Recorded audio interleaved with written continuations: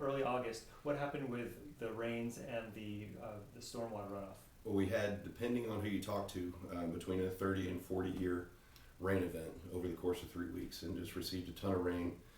At some point, St. Petersburg realized that they were getting ready to start having overflows, which means it comes up in the streets, can come up inside people's homes.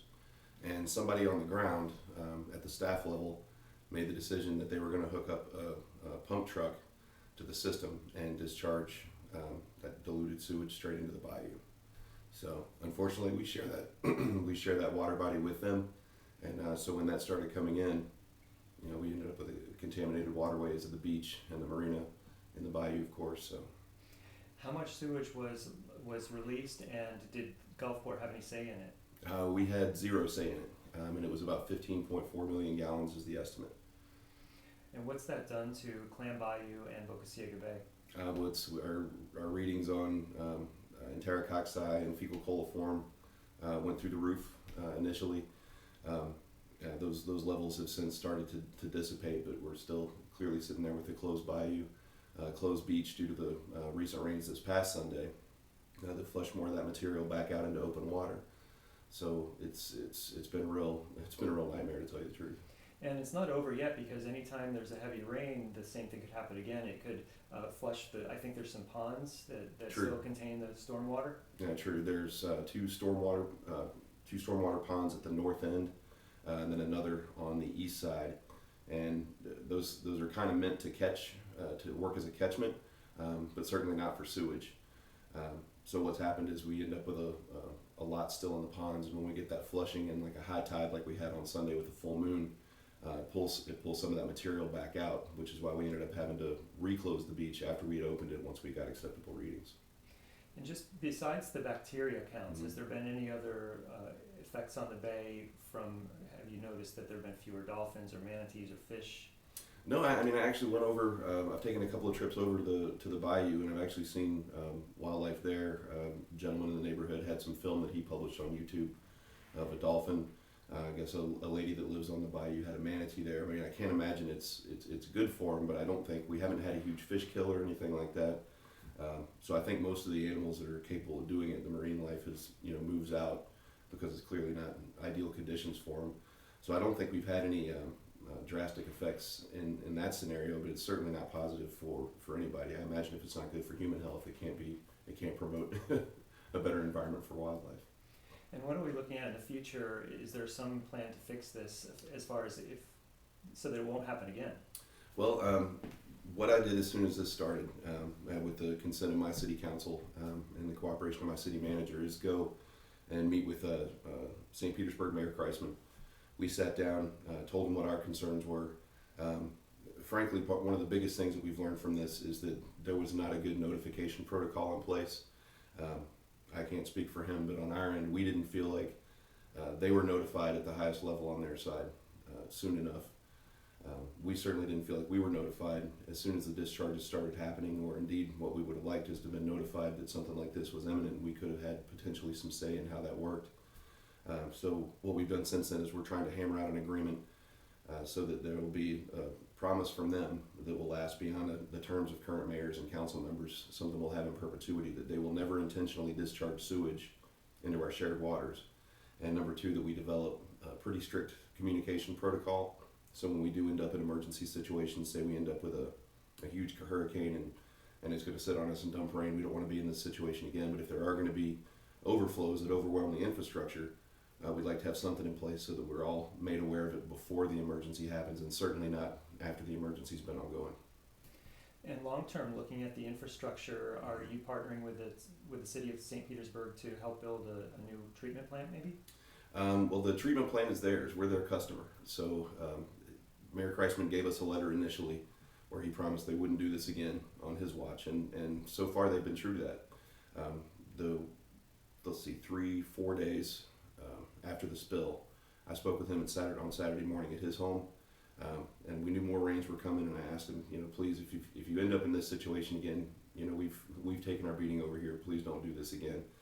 He assured me that they wouldn't, and that whole week prior to that, they had been trying to get the Albert Whitted plant back online, the one that had been closed before. So they did recommission a portion of that plant, and the very following day, when we did get the rains and they had to pump, they pumped 5 million gallons of chlorinated sewage.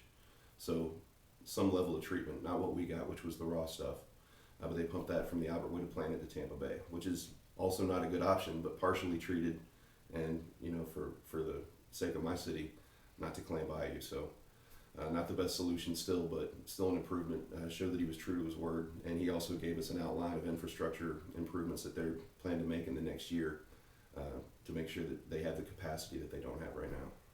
Has there been an effect on tourism or the economy of Gulfport?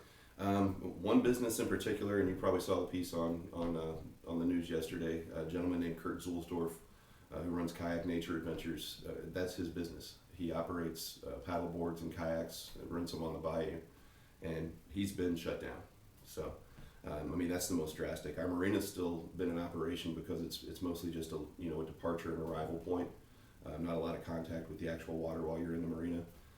So our numbers there have been good. Other businesses have stated that they've lost money.